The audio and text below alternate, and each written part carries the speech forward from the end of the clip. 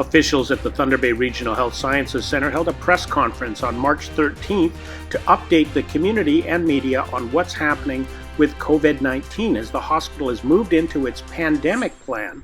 Now, what this means is that if you have symptoms of COVID-19, the hospital would like you to check in at one of the trailers they're going to be setting up. The hospital is also putting in new visitor protocols and getting ready for the pandemic. Here's the press conference. To our President and CEO, Jean Barkowiak, for a short statement. Then Dr. Kennedy will provide some information, and then we'll do Scrum-style Q&A. Thank you. Jean.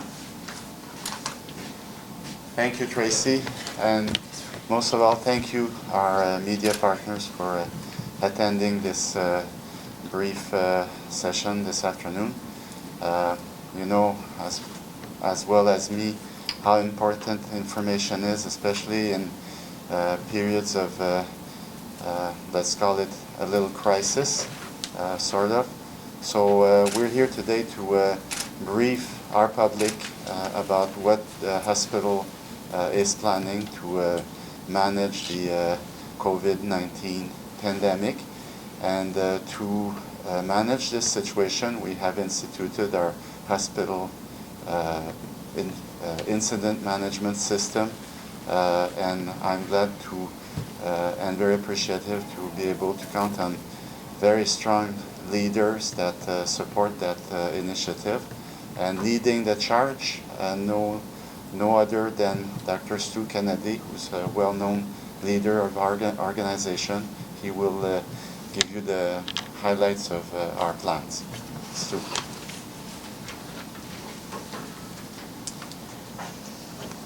So thanks everybody for coming. I know there's a lot of media out there, there's a lot of information out there, but certainly I just want to reassure the media and the public that we have been preparing for this for several months. This is nothing new. In fact, we have been preparing for this probably for several years since SARS.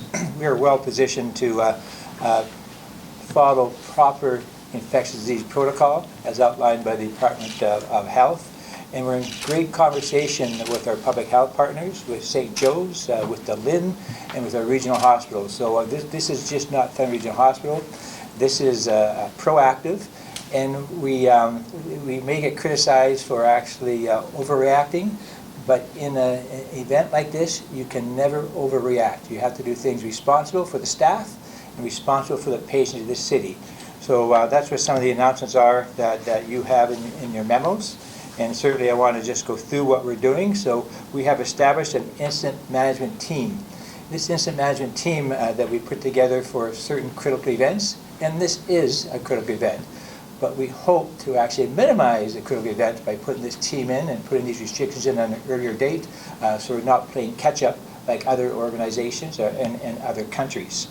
So what we'd like to announce right now, as of now, visitors will not be permitted to come to Thunder Bay Regional Hospital, and that includes our transitional care unit at Hogarth Riverview Manor, effective immediately and until further notice. We will allow one care partner designated by the patient is welcome at all times. And a care partner is there to support and participate in the care of the patient and is a valued member of the medical team. Screening for COVID viruses will take place starting at 8 o'clock tonight at all our entrances. So we are going to limit access to this hospital for all individuals who don't have an active role in the hospital. And they're going to be, each person that comes to this hospital starting at 8 o'clock today will be appropriately screened through a questionnaire and their temperature taken. If they have positive for the screen, appropriate action will be taken, either be sent home or they'll be escorted to an emergency department with protocols to follow. We are following the Ministry of Health guidelines for this screening process. So there'll be 4 doors open during the daytime and there'll be 2 doors open during the night.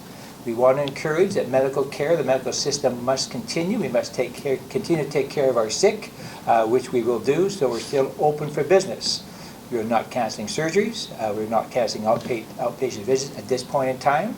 But if this pandemic arrives to our city we may have to escalate each and every hour of the day. So things are changing on an hourly basis here at Thunder Regional Hospital, and we have a team assembled here to make sure that we're responsive to both the needs of the community and the region. So all people entering this hospital will be screened. So there will be anticipated delays in appointments. So if you have an appointment, please come early. Staff are encouraged to come early so they're appropriately screened actually. And we're establishing this, the next thing we're doing is we're establishing an assessment center. You heard probably throughout the province that the need for assessment centers. We don't want people coming to our emergency department if they don't have to be there. So hopefully over the next several days, we're hoping Monday or Tuesday, that we'll have an assessment center established and functioning. That assessment center is going to be based on trailers. They're just outside our emergency department. They'll be staffed by nurses. The screening process will take place. Their temperature will take place. If they're fine to go home, we'll give them an information sheet from the Thunder Bay District Health Unit to actually either self-isolate or self-monitor, depending on the guidelines. If they are symptomatic and they want to see a physician, or the nurses think they should see a physician, we'll actually bring them across using protocols to the emergency department, and appropriate isolation protocols will take place, and appropriate swabs will be taken. I must state, cannot state clearly, that we do not want asymptomatic people coming to this assessment center. We have to make sure there's a controlled approach to this assessment center. We don't want 400 or 500 people who are a bit frightened at what they have to come to the assessment center. We just want symptomatic people to come to the assessment center for appropriate screening and assessment. Public health is still the phone number to call for proper information, and plus all the sort of the websites. We've also additional measures as this pandemic process evolves. Will change on a daily basis. But I really love to just speak a few minutes with dedication of our employees. I mean, this is high risk for our employees. They do a wonderful job. They've all come to me, and they've come to Dr. Med, they've come to Dr. Voros, and they really want to see what can we do to help. So we have remarkable staff here that are putting themselves at risk, and we have no one at this point in time wanting to turn away patients and not show up for their shifts. So I'm very proud of our team and their willingness to go above and beyond their duties. And as we move forward, I think we need to keep on properly informing the public that we are prepared. And I must say, the team we have assembled here, we are very prepared for as well as we can be, you know, as far as, because there's a lot of unexpected right now. Also, we've had no positive cases here in Thunder Bay or northwestern Ontario. We've actually had about 12 presumptive cases, 11 have come back negative. We're still waiting for one more result. So as far as that's concerned, we're on top of things. And as you hear from all the media, other media outlets, and our district, our provincial medical officer, social isolation is very important. And so that's the main thing we want to promote, is social isolation. And that's where we're taking these aggressive measures for visitors, which we don't take without any type of well-informed caution. But it's going to have an impact on medical care. It's going to have an impact on patients and family. But this is the right thing to do. Just one more thing I'd like to say: if you believe you've come in contact or have symptoms of COVID-19, call telehealth or call your Thunder Bay District Health Unit. But Thunder Bay Regional Hospital is open for business to take care of the sick that have to be cared for. So from my perspective, I think that's all I have to say, but we'll certainly take questions. Thank you. So we'll just give everyone a moment to assemble.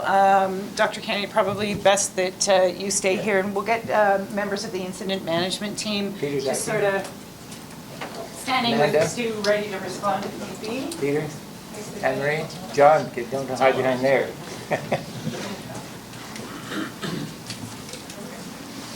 So this is the team we've assembled, and certainly we'll take questions because we have delegated a lot of responsibilities to the complete team. Oh, no questions, that's good. You're not getting away that easy. First off, I just want to confirm something that you said. You said that there were 12 presumptive cases. 11 have come back negative, and you're still waiting for one result. So there were, but now that there's not presumptive anymore, they're negative cases. Okay, we have one presumptive case. Okay. And just for people who don't know, explain the difference between a presumptive case and a confirmed case. Mr. Ross. Somebody that presents. Sorry, we're gonna need you at the Okay. Okay, someone that come through the screening process and tested positive, either they were in an area that was high risk and they had fever and symptoms like fever, cough, flu-like symptoms. So we presume that they have it until we hear otherwise. Okay. And so these are all people who have come from, it's because of travel, they've come from areas that Yes. are identified as high risk? Yeah, yeah. Okay.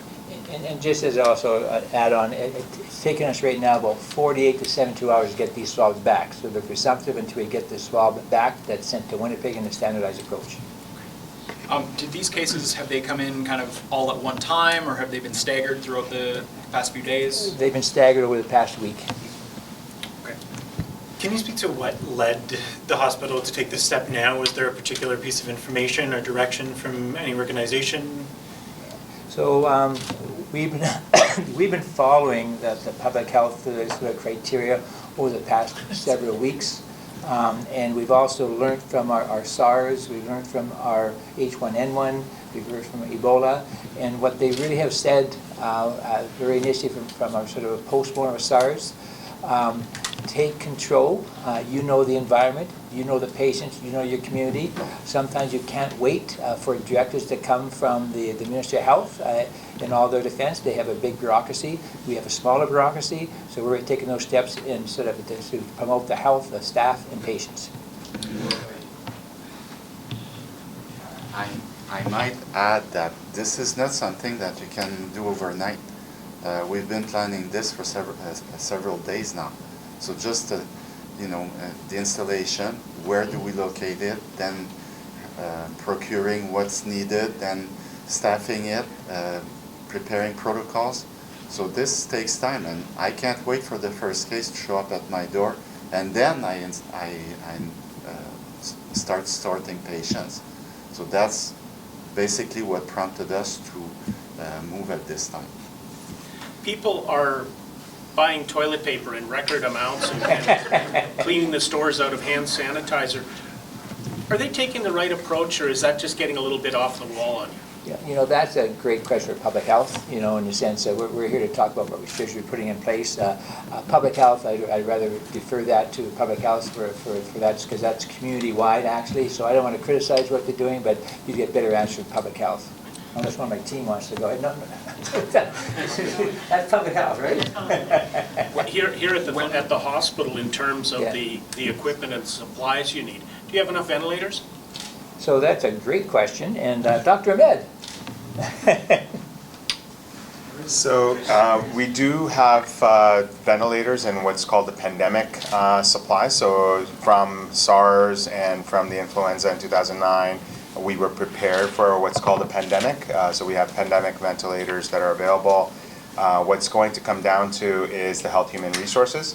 And that's what's going to be the case, as WHO has pointed out, in the whole developed world, where it's not going to be a matter of just the ventilators. It will be the matter of the health human resources. Do you feel you're prepared? Yes. So you don't feel that there will be any equipment shortages should It patients would start all arriving en depend masse? on how this unfolds in terms of, and how well and this is why we're trying to flatten the curve. So what we're trying to do is instead of getting all the cases all at once, what we're trying to do is flatten that curve, and that would allow us to make sure that we have enough equipment for everyone. When was the pandemic plan activated? The pandemic plan we made in 2017, and it is activated just over the past 24 hours.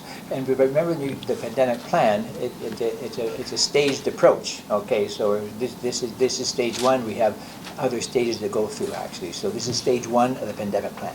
So what happened, I guess, in those first 24 hours or so after the World Health Organization declared the pandemic?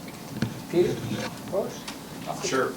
So once the pandemic was declared, we had already that day instituted the incident management system and started preparations for what that would mean for us. So we've been preparing for closing the hospital to visitors, setting up screening doors, and it's really just been about preparation, as well as with our partners at St. Joe's, instituting those measures at the long-term care facility as quickly as possible. So those went into place yesterday, and then today our measures for visitor restrictions will happen here. Now, you talk about the visitor restrictions. The screening at the doors, why wait until 8 p.m. to implement that? Why not implement it right now? It's really just about getting all the resources and the health human resources together. So we need staff to ship, to be able to staff the entrances. We need supplies there. We need to be able to set up. We need the processes in place in terms of how we're moving information, how we're keeping track of who the patients are. That's taken us 24 hours to put in place.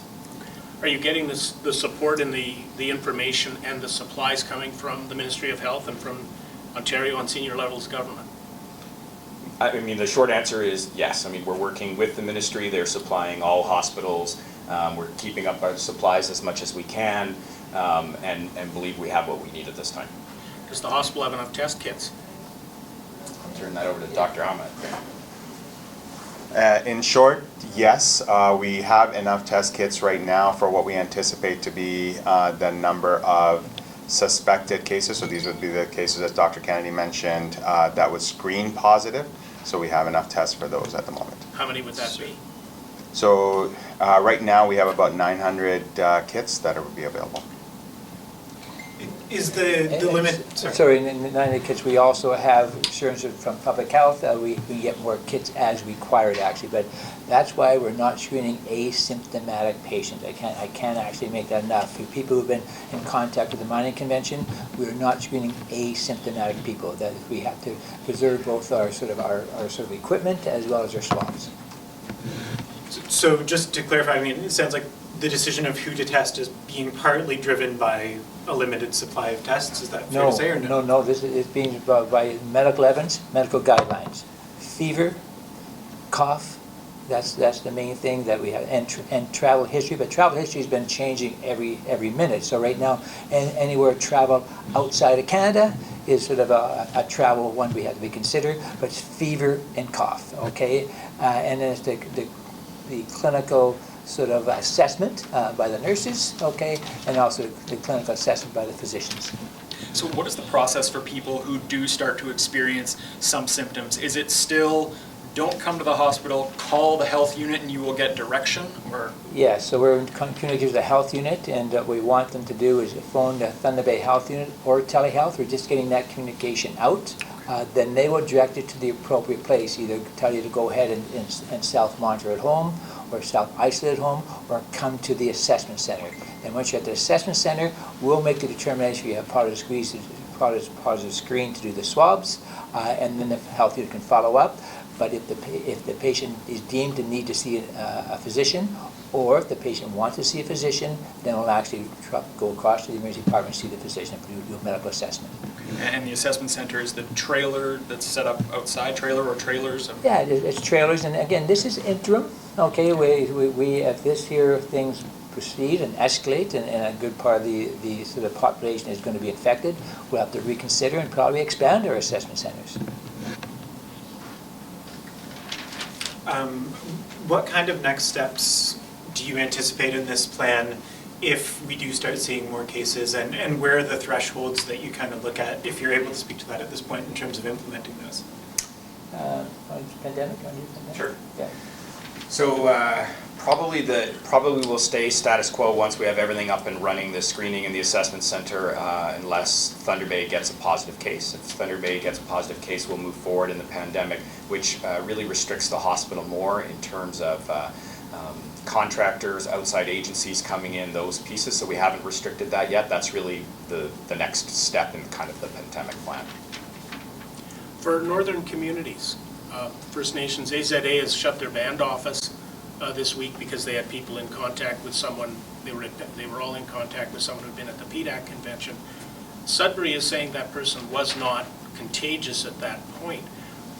What resources would be available for Northern First Nations if something happens in one of their communities? Do you know the answer? You do.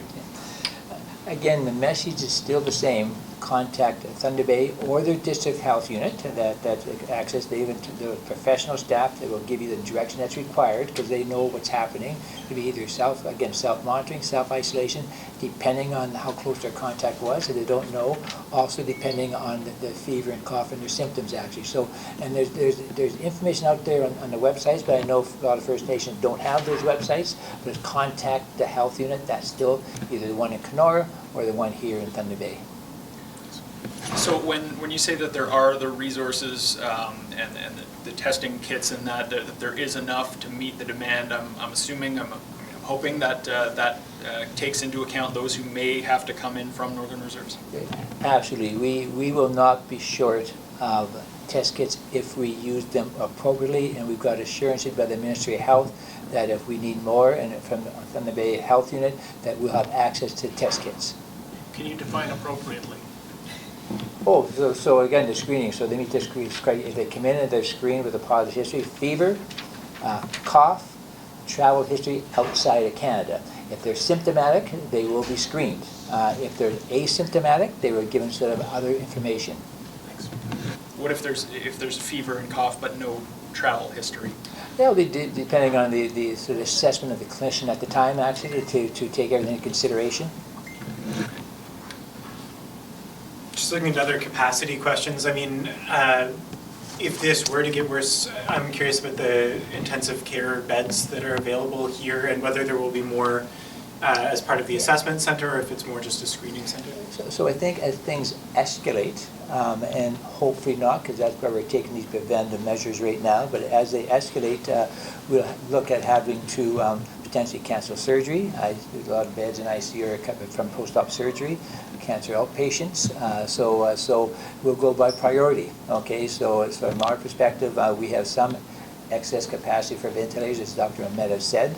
But if this escalates, I mean, it could be problematic. And again, that's why I can't overemphasize why these measures are be taking place now, to avoid the social isolation and to making sure that it doesn't escalate. And we've been fortunate.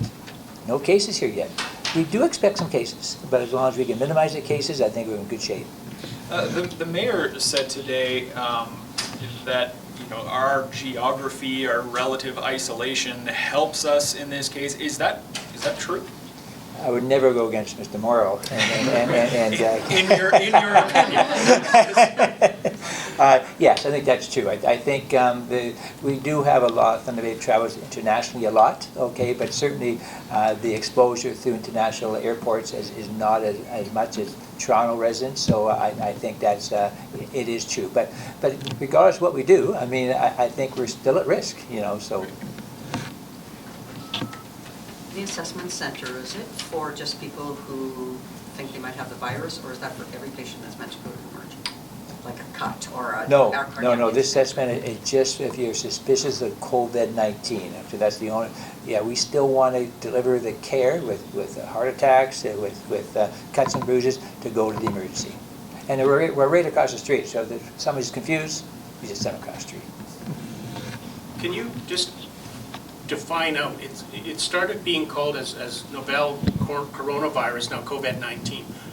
What does the term novel or novel mean in this? Maybe Dr. Ahmed, I'm hoping you can answer that. So this was a coronavirus that was newly found. So novel means new, and at that time it was never seen in human beings, and as a result, that's what it's called, which is different from the regular coronavirus, which is a regular cold. So just a coronavirus is not the dangerous part. It's the COVID-19 specific coronavirus. So coronavirus is an umbrella of a number of different viruses, and this COVID is the problematic one. Correct. COVID-19. Yes. COVID. Okay, perfect.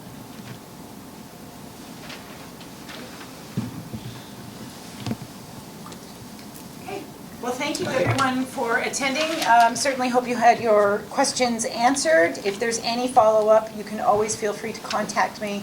I think key messages coming out of today, we are prepared. We are working with our partners. We are taking precautionary measures, so community should expect or be aware of visitor restrictions, expect delays related to screening at entrances, And overarching, if someone believes they may have COVID-19, has concerns about COVID-19, they should contact the Thunder Bay District Health Unit or Telehealth Ontario for further instruction. And that's it. So thanks again. Anything? And our team's here to take questions, the whole team. This is just not led by me, it's John. The whole team will take questions if you have it. Thank you. I just need the names and the spellings of the people who